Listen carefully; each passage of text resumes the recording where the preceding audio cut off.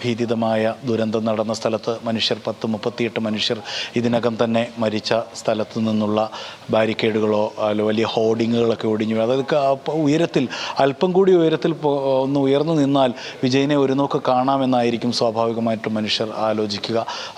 പ്രചരണ മാധ്യമങ്ങൾ, അതായത് ഹോർഡിങ്ങുകൾ വെച്ച സ്ഥലമാണത്. മരങ്ങളുടെ മുകളിൽ കയറി ശിഖരങ്ങളടക്കം ഒടിഞ്ഞ ആളുകൾ താഴേക്ക് വീണിരിക്കുന്നു. എത്ര വലിയ ദുരന്തമാണെന്ന് ആലോചിച്ച് നോക്കൂ. എന്ത് ഒരു അവസ്ഥയായിരുന്നു ആ സമയം അവിടെ ഉണ്ടായിരുന്നതെന്ന് ആലോചിക്കുമ്പോൾ തന്നെ നമുക്ക് തലപെരുക്കുന്നു, നെഞ്ചു വിങ്ങുന്നു. ഏതായാലും പറഞ്ഞ പോലെ വളരെ വേദനാജനകമായ ഒരു വാർത്തയാണ്. ഈ ദൃശ്യങ്ങളെല്ലാം കാണുമ്പോൾ നമുക്ക് അത്രത്തോളം ഭയം ഉണ്ടാകുന്നുണ്ട്. കാരണം മനുഷ്യർ തമ്മിൽ കൂട്ടിയിടിച്ചാണ് ഇത്രയും വലിയൊരു അപകടം ഉണ്ടായത്. ആ ദൃശ്യങ്ങളെ കണ്ടാൽ നമുക്ക് തോന്നും ഒരു കലാപം നടന്ന പോലുള്ള ദൃശ്യങ്ങളൊക്കെയാണ്. എല്ലാം തകർന്ന് തരിപ്പണമായിരിക്കുന്നു. ഈ നമ്മൾ സമീപകാലത്ത് കണ്ടതിൽ വെച്ച ഏറ്റവും വലിയൊരു ദുരന്തങ്ങളൊന്നായി ഇത് മാറുകയാണ്. വരുത്തിവെച്ച ദുരന്തം തന്നെ പറയേണ്ടി വരും. കാരണം ഇപ്പോൾ ഈ പരിക്കേറ്റ ആളുകളുടെ നില എങ്ങനെയാണ്? നമുക്ക് എന്തൊക്കെ വിവരങ്ങളാണ് ഇപ്പോൾ ലഭിക്കുന്നത്? പരിക്കേറ്റവരെ സംബന്ധിച്ചൊരു സംഖ്യ മാത്രമാണ് നമുക്ക് തൽക്കാലം കിട്ടാനുള്ളത്. നമുക്ക് മാത്രമല്ല, ഒട്ടുമിക്ക മാധ്യമങ്ങൾക്ക് മാത്രമേ കിട്ടിയിട്ടുള്ളൂ. 1000-ലധികം ആളുകൾക്ക് പരിക്കേറ്റിട്ടുണ്ട്. ചെറുതും വലുതുമായ പരിക്കേറ്റ ആളുകൾ കരൂർ മെഡിക്കൽ കോളേജ് ആശുപത്രിയിലും സമീപ ആശുപത്രികളിലൊക്കെയായുമുണ്ട്. നമുക്കറിയാൻ കഴിയുന്നതിൽ ഔദ്യോഗികമായി നമുക്ക് സർക്കാർ സംവിധാനങ്ങൾ സ്ഥിരീകരിച്ചു തന്ന വിവരമനുസരിച്ച് 50-ലേറെ പേർ ICUവിൽ ചികിത്സയിലുണ്ട്. ഇതിൽ പലരുടെയും നില അതീവ ഗുരുതരമാണ്. ആന്തരികാവയവങ്ങൾക്ക് ക്ഷതമേറ്റവരുണ്ട്, വാരിയെല്ലുകൾ ഒടിഞ്ഞവരുണ്ട്, തലയ്ക്ക് പരിക്കേറ്റവരുണ്ട്. അങ്ങനെ മരണത്തോട് മല്ലടിക്കുന്ന 10-12 ആളുകളുണ്ടെന്നാണ് അറിഞ്ഞത്. മറ്റുള്ളവരുടെ അവസ്ഥയും ICUവിൽ ഉള്ള ആളുകളുടെ അവസ്ഥയും വലിയ തോതിൽ പരിക്കേറ്റ ആളുകളുണ്ട്. ഇതിൽ എത്ര പേരുടെ ജീവൻ നമുക്കിനി രക്ഷിച്ചെടുക്കാനാകും എന്നുള്ള, പരമാവധി ആളുകളുടെ ജീവൻ രക്ഷിക്കാനുള്ള വലിയ യുദ്ധസമാനമായ ഒരു ദൗത്യമാണ്, യുദ്ധ സാഹചര്യങ്ങളിലേതിന് സമാനമായൊരു ദൗത്യമാണ് തമിഴ്നാട്ടിൽ ഇപ്പോൾ നടന്നുകൊണ്ടിരിക്കുന്നത്.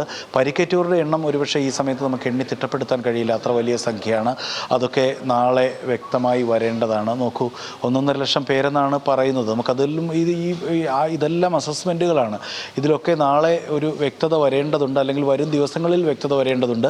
60,000 പേർക്ക് നിൽക്കാവുന്ന സ്ഥലങ്ങളിൽ അതിൻ്റെ 2-3 ഇരട്ടി ആളുകൾ വന്നു. അതിൻ്റെ എത്ര ആളുകൾ അവിടേക്ക് എത്തി എന്നുള്ള സംഖ്യയൊക്കെ ഇപ്പോൾ നമ്മൾ പറയുന്ന സംഖ്യ നാളെ ചിലപ്പോൾ തെറ്റിപ്പോയേക്കാം. പക്ഷേ ആ സ്ഥലത്തിന് ഉൾക്കൊള്ളാൻ പറ്റുന്നതിലധികം ആളുകൾ 10,000-കണക്കായി തന്നെ, ആയിരക്കണക്കായല്ല 10,000-കണക്കായി തന്നെ അവിടേക്ക് എത്തിയിട്ടുണ്ടായിരുന്നു. അതുകൊണ്ടുണ്ടായ ദുരന്തം, ആ ആളുകളെ നമ്മളിപ്പോൾ പലവട്ടം ആവർത്തിച്ചതുപോലെ ആ ആളുകളെ ഉൾക്കൊള്ളാൻ ആ സ്ഥലത്തിന് കഴിയാതെ വന്നു. അത്രയും അധികം ആളുകൾ അവിടെ എത്തും എന്നുള്ള ഒരു ഉൾക്കാഴ്ച ആ പരിപാടിയുടെ സംഘാടകർക്ക് ഉണ്ടാകാതെ വന്നു. അല്ലെങ്കിൽ അത്രയധികം ആളുകൾ അവിടെ എത്തി തുടങ്ങിയപ്പോൾ തന്നെ ആ പരിപാടി തടയാനുള്ള ഒരു ഔചിത്യം അവിടുത്തെ സംവിധാനങ്ങൾക്കില്ലാതെ വന്നു. അതിൻ്റെ ഫലമായിട്ട് 38 മനുഷ്യർ ഇതിനകം തന്നെ മരിച്ചു പോയിരിക്കുന്നു. കൂടുതൽ ആളുകൾ ചേക്കാമെന്ന് നമ്മൾ ഭയപ്പെടുന്നു.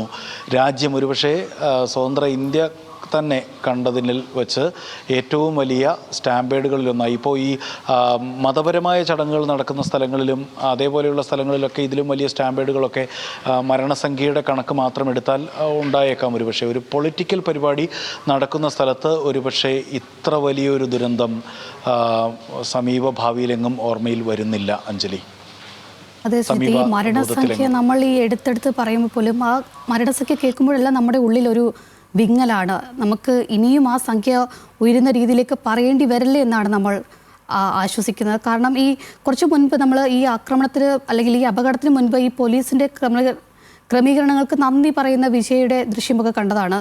ഈ ദുരന്തത്തിൻ്റെ ഉത്തരവാദി ആരെന്ന് അടുത്ത ദിവസങ്ങളിൽ തന്നെ വിജയ് മറുപടി പറയേണ്ടി വരില്ലേ?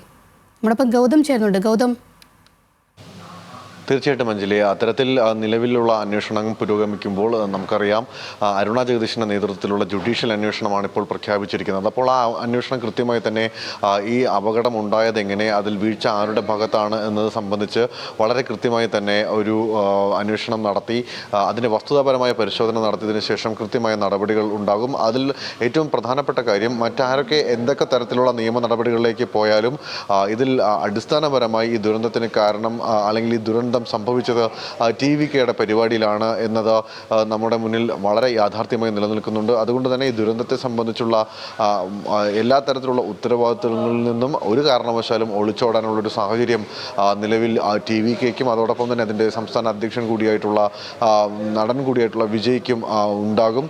നിലവിൽ ആ രീതിയിൽ തന്നെ ഇതിന് മറുപടി പറയേണ്ട സാഹചര്യത്തിലേക്ക് വിജയ് എത്തുമെന്നതിൽ യാതൊരു തർക്കവുമില്ല. പക്ഷേ നമുക്കറിയാം, നമ്മൾ ഈ ദൃശ്യങ്ങളിലൊക്കെ കാണുന്നത് പോലെ ഏറ്റവും നൊമ്പരപ്പെടുത്തുന്ന കാഴ്ച, ഏറ്റവും വേദനാജനകമായ കാഴ്ച തങ്ങളുടെ പ്രിയപ്പെട്ട ആരാധനാ കഥാപാത്രമായ വിജയെ കാണുന്നതിന് വേണ്ടി വിജയ് നയിക്കുന്ന ഒരു രാഷ്ട്രീയ റാലിയിൽ വിജയെ കാണാനും അതോടൊപ്പം തന്നെ വിജയുടെ രാഷ്ട്രീയ സംഘടന രൂപീകരിച്ചതോടെ ആ സംഘടനയുടെ ഭാഗമായി പ്രവർത്തിക്കണമെന്ന് ആഗ്രഹിച്ചവരുമായ ആളുകളാണ് അവിടെ തടിച്ചുകൂടിയത്.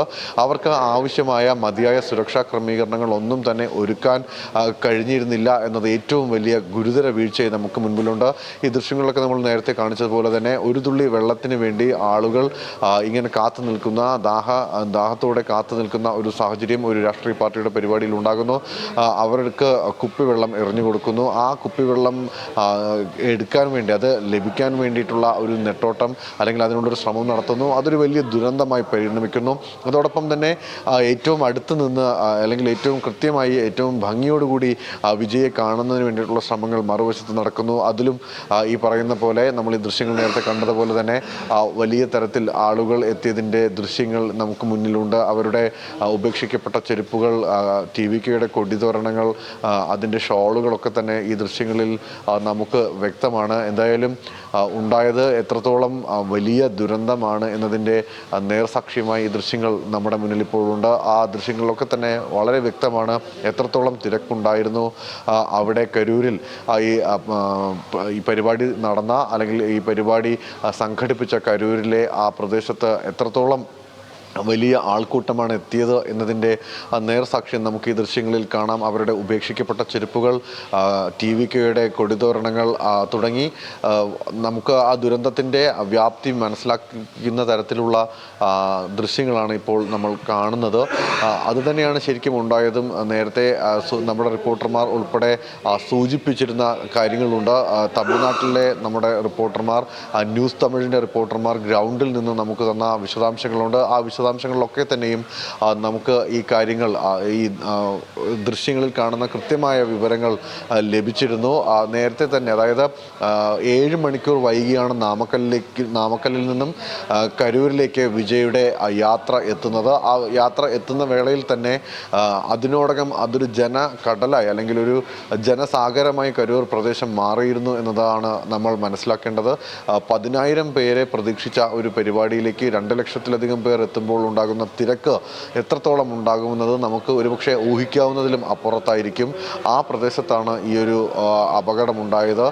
ഈ പരിപാടി നടക്കും എന്ന വിവരം ലഭിച്ചതോടുകൂടി തന്നെ വൈകുന്നേരത്തോടുകൂടി ആ പ്രദേശത്തെ കടകളൊക്കെ അടച്ചിരുന്നു എന്നാണ് നമുക്ക് ലഭിക്കുന്ന വിവരം. അതോടൊപ്പം തന്നെ ആ റോഡിന് ഇരുവശവും ഉണ്ടായിരുന്ന കെട്ടിടങ്ങളുടെ മുകളിലും അതോടൊപ്പം തന്നെ മരങ്ങൾ, ഉയർന്ന സാഹചര്യങ്ങൾ, അതായത് ഈ പറയുന്ന പോലെ ഹോർഡിങ്സ് വയ്ക്കുന്ന സ്റ്റാൻഡുകൾ, പരസ്യ ബോർഡുകൾ ഇരിക്കുന്ന സ്റ്റാൻഡുകൾ, ഇലക്ട്രിക് പോസ്റ്റിൻ്റെ ഉയർന്ന നിൽക്കുന്ന സ്ഥലങ്ങൾ, അവിടെ അങ്ങനെ വിജയെ ഏറ്റവും അടുത്തും വ്യക്തമായും കാണാൻ കഴിയുന്ന എല്ലാ സ്ഥലങ്ങളിലേക്കും ജനം കയറിയിരുന്നു എന്നത് വ്യക്തമാണ്. അതിൻ്റെ ദൃശ്യങ്ങൾ കൂടി പുറത്തു വന്നിട്ടുണ്ട്.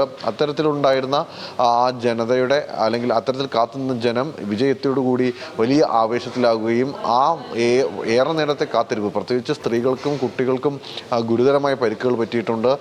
മരിച്ചവരിൽ 16 പേർ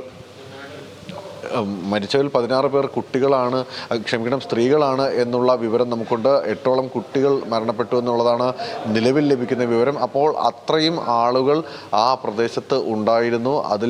അവർ അത്രയും വലിയ കാത്തിരിപ്പാണ് നടത്തിയത്. ആ കാത്തിരിപ്പിൽ ഒരിറ്റ് വെള്ളം പോലും കിട്ടാത്ത സാഹചര്യമുണ്ടായി. അത് ഏത് രീതിയിൽ ന്യായീകരിക്കാൻ കഴിയുമെന്നതൊക്കെ കാത്തിരുന്ന് കാണേണ്ട കാര്യമാണ്. എന്തായാലും ഇതിപ്പോൾ ഒരു രാഷ്ട്രീയ പ്രശ്നമായി, രാഷ്ട്രീയ വാക്പോരിലേക്ക് കൂടി കടന്നിട്ടുണ്ട്. വിജയ്ക്കെതിരെ ഒരുപക്ഷെ അദ്ദേഹത്തിൻ്റെ സഹപ്രവർത്തകരും ഈ ഇത്തരം വിഷയങ്ങളിൽ അഭിപ്രായമൊക്കെ പറയാറുള്ള വിശാൽ ഉൾപ്പെടെയുള്ള ആളുകൾ നിലവിൽ രംഗത്തെത്തിയിട്ടുണ്ട്. വിശാൽ നടത്തിയ പ്രതികരണത്തിൽ പറയുന്നത് ശുദ്ധ അസംബന്ധമായ ഒരു പരിപാടിയാണ്. ഒരു രാഷ്ട്രീയ പാർട്ടി ഒരു പരിപാടി ഇത്തരത്തിൽ സംഘടിപ്പിക്കുമ്പോൾ സ്വീകരിക്കേണ്ട മുൻകരുതലുകൾ ഒന്നും സ്വീകരിക്കാതെ നടത്തിയത് ഒട്ടും ശരിയായില്ല. അതൊരു തരത്തിലും അംഗീകരിക്കാൻ കഴിയുന്നില്ല. ഭാവിയിൽ ഇതുപോലുള്ള പരിപാടികൾ രാഷ്ട്രീയ പാർട്ടികൾ ആരായാലും അവർ അത് സംഘടിപ്പിക്കുമ്പോൾ വേണ്ട സുരക്ഷാ ക്രമീകരണങ്ങൾ ഏർപ്പെടുത്തണം എന്നുള്ളത് ഉൾപ്പെടെയുള്ള കാര്യങ്ങളാണ് വിശാൽ ഉൾപ്പെടെയുള്ള ആളുകൾ പ്രതികരിച്ചിരിക്കുന്നത്. നമുക്കറിയാം ഇപ്പോൾ വിജയ് ചെന്നൈയിലേക്ക് മടങ്ങിയെത്തിയിട്ടുണ്ട്. മുഖ്യമന്ത്രി സ്റ്റാലിൻ ഇപ്പോൾ കരൂരിലേക്കുള്ള യാത്രയിലാണെന്നാണ് നമുക്ക് മനസ്സിലാക്കാൻ സാധിക്കുന്നത്. ഒരു പുലർച്ചയോടുകൂടി 2 മണിയോടുകൂടി സ്റ്റാലിൻ കരൂരിലെത്തും എന്നതാണ് നമുക്ക് ലഭിക്കുന്ന വിവരം. അതേസമയം മന്ത്രി അൻബിൽ മഹേഷ് ഉൾപ്പെടെയുള്ള മന്ത്രിമാർ, മുൻ മന്ത്രിയും ഇപ്പോഴത്തെ നിയമസഭാ സാമാജികനുമായിട്ടുള്ള സെന്തിൽ ബാലാജി ഉൾപ്പെടെയുള്ള പ്രമുഖ നേതാക്കളെല്ലാം തന്നെ കരൂരിൽ ക്യാമ്പ് ചെയ്യുന്നുണ്ട്. കരൂരിലെ MP ജ്യോതിമണി ആ സ്ഥലത്തേക്ക് പുറപ്പെട്ടിട്ടുണ്ട്. അങ്ങനെ എല്ലാവരും ഈ രാത്രി ഉണ്ടായ ദുരന്തത്തിൽ നിന്നും അതിജീവിക്കാനുള്ള കടുത്ത പരിശ്രമത്തിൽ ഒറ്റക്കെട്ടായി മുന്നോട്ട് പോവുകയാണ്.